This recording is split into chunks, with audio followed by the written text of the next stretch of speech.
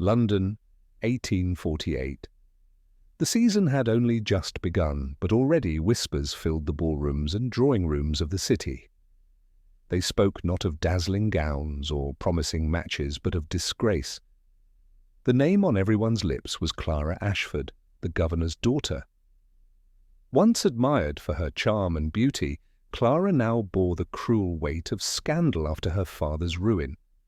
Governor Ashford, once entrusted with colonial trade, had been accused of corruption and dismissed from office in shame. Though no crime had ever been proven, society wasted no time in punishing his daughter for his supposed sins. Invitations vanished. Friends turned to strangers overnight. Clara, who had once entered every ballroom with a smile, now endured the stares of ridicule wherever she went.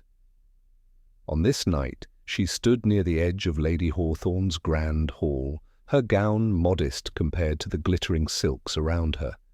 She wore pale lavender, chosen not to draw attention, though it did little to dim her natural grace. Her auburn hair, arranged neatly, shimmered faintly beneath the chandeliers. She held her chin high, though her eyes betrayed the sting of cruel laughter drifting from behind jewelled fans. "Such a shame," one lady sneered. "The governor's disgrace has stained her forever. Who would want her now?" "Certainly not a duke," another replied with a laugh. The words cut like knives. Clara forced her shoulders square, refusing to flinch, yet her pulse quickened when a cluster of young men nearby began whispering and smirking in her direction. Their laughter grew louder, one even daring to bow mockingly in her direction, as if she were a performer rather than a lady. Before Clara could retreat, the atmosphere shifted. A hush swept through the crowd as a tall figure entered the ballroom. Heads turned, whispers changed their tune. The Duke of Blackwood had arrived.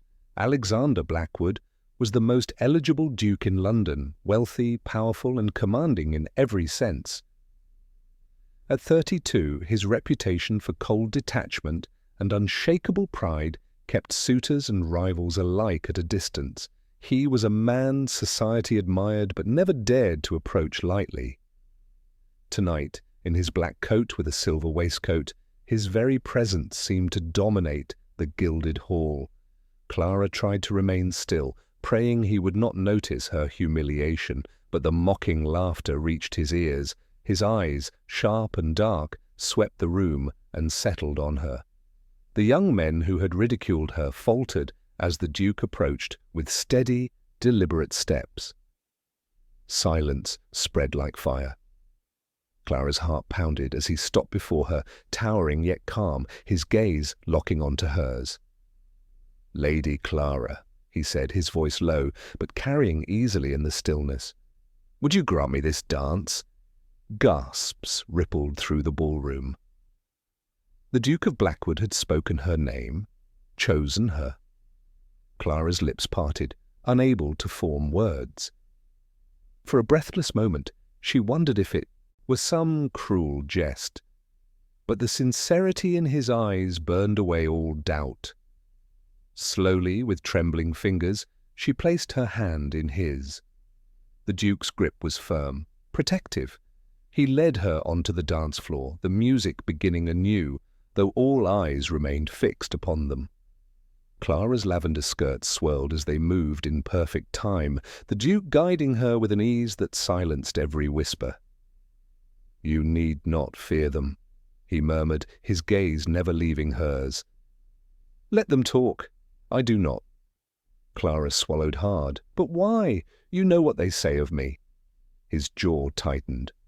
"What they say is of no consequence. What I see is all that matters." Tears pricked her eyes, though she blinked them away, unwilling to show weakness.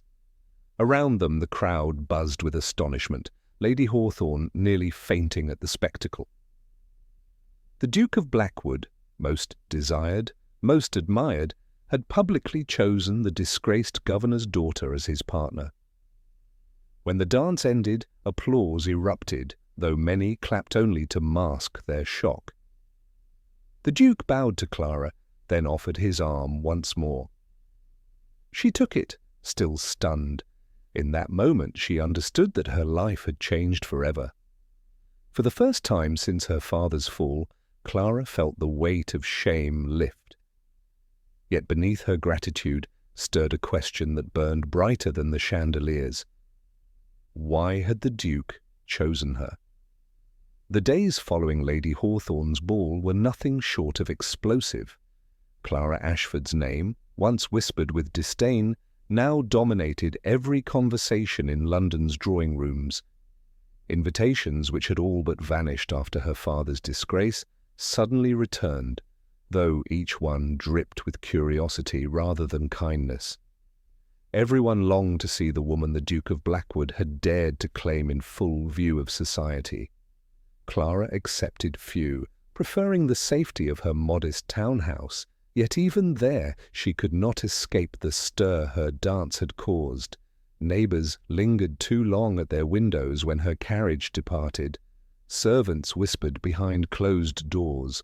The world had turned its eyes upon her again, but for the first time in months she was no longer invisible. Her father, however, was less than pleased. Governor Ashford, once a man of command and confidence, now carried the weary look of a man haunted by ruin. His voice was sharp as he confronted her over breakfast. "Clara, what madness possessed you to allow him such public attention? Do you realize what they will say? They will think you schemed for it, that you used your disgrace to entrap him." Clara set down her spoon, her hands trembling. "Papa, I did not ask for it. The Duke, he came to me."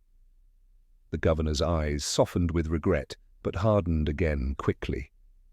Blackwood is not a man given to idle gestures. He must want something. Clara could not deny the unease in her chest.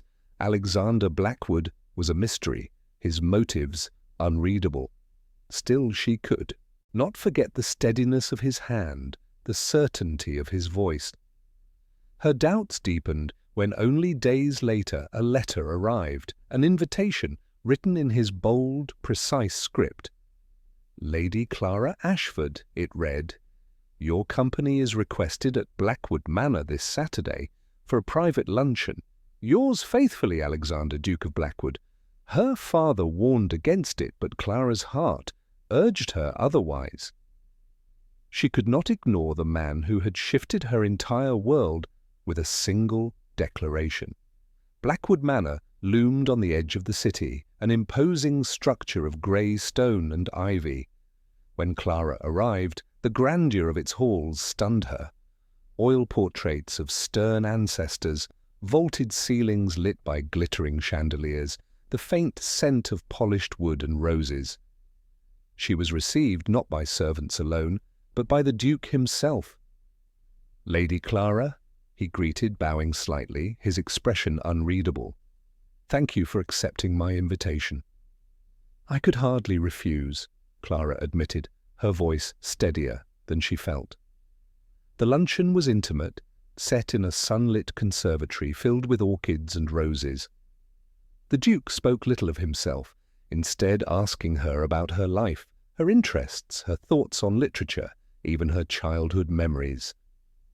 Clara, unused to being truly listened to, found herself speaking more freely than she expected, yet still she longed for answers. "My lord," she said at last, folding her hands on the table, "forgive me, but I must ask, why me? Why risk your reputation for a woman the world has condemned?" His gaze held hers, unwavering. "Because I know what it is to be condemned unjustly." Clara blinked. "You?" He leaned back, shadows crossing his face. "Years ago, before I inherited the title, I was accused of a betrayal that nearly destroyed me. A friend spread lies, whispers that I had gambled away family funds. Though no proof existed, society feasted on the scandal. I learned then how quickly admiration can sour into cruelty. I vowed never again to bow to their judgment." Clara's heart ached with recognition. She saw in him not just the aloof Duke, but a man who bore scars invisible to the world. For the first time, she understood his intervention at Lady Hawthorne's ball. It had not been pity, it had been recognition.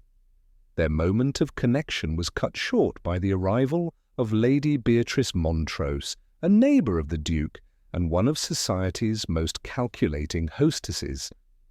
She entered uninvited, her smile sweet, but her eyes sharp. "Oh, how delightful!" she trilled.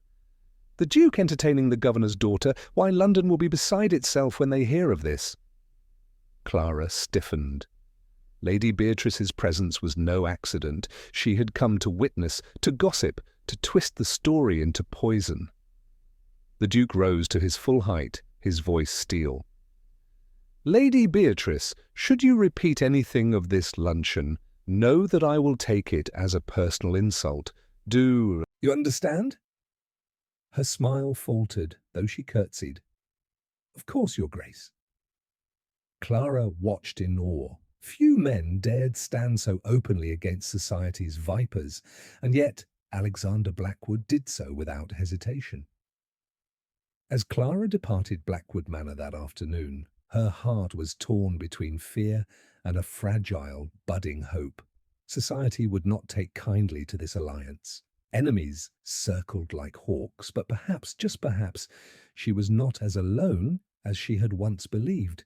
The storm broke during Lady Pembroke's masquerade ball, a glittering affair that promised music and laughter but delivered venom instead.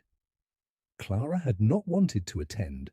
Her instincts screamed that it would be a trap, but her father insisted. "If you hide, you prove them right," he urged. So Clara donned a gown of pale rose silk, her auburn hair adorned with pearls, and entered the hall with her head held high. At first all seemed calm. The masked crowd swirled in colours of gold and crimson, music rising from violins. Yet Clara soon sensed the stares. Behind jewelled masks, whispers followed her steps like shadows. She forced herself to remain composed. Even when Lady Beatrice Montrose swept past with a mocking curtsy, her words pitched for all to hear. "Ah, the governor's daughter graces us with her presence. How brave, considering her family's reputation." Laughter trickled through the group, sharp as glass. Clara's face burned, but she refused to respond. She turned to retreat, only to find her path blocked by Lord Henry Calthorpe, a notorious rake, emboldened by drink. My, he drawled, bowing exaggeratedly. The disgraced beauty herself. "Tell me, Lady Clara, do you hope to ensnare a husband tonight? Or has the Duke of Blackwood already taken pity on you?" The hall erupted in cruel laughter. Clara froze, her throat tight. Her humiliation was complete. She could feel the eyes of 100 guests feasting on her shame. But then the crowd parted. A ripple of silence spread as Alexander Blackwood strode into the circle. Tall, commanding, his black mask only accentuated the steel in his eyes. Without hesitation, he stepped between Clara and her tormentors, his presence a wall of power. "Enough," he said, his voice cutting through the hall like a blade. Lord Henry faltered, attempting bravado. "Your Grace, I meant no—" "You meant to humiliate a lady who deserves none of your scorn," the Duke interrupted coldly. "You disgrace yourself. Apologize." Gasps rippled through the room. Lord Henry stammered, but under the Duke's unyielding stare he bowed low. "Forgive me, Lady Clara." Clara could scarcely breathe. No man had ever defended her so publicly, so fiercely. Before she could speak, the Duke turned to her, his hand extended. "Dance with me," he commanded softly. But the gentleness in his tone was for her alone. With trembling fingers, Clara placed her hand in his. He led her onto the dance floor, and as the orchestra struck up a waltz, silence fell once more. Every mask turned to watch as the most powerful duke in London moved gracefully with the disgraced governor's daughter, his gaze locked entirely on her. Do not look at them, he murmured as they turned. Look only at me. Clara's eyes filled with tears. Why do you do this? She whispered. His jaw tightened, though his hold remained steady. Because I will not see you broken. Not by them. Not by anyone. The words struck deeper than any she had ever heard. For months she had been the object of ridicule, the outcast.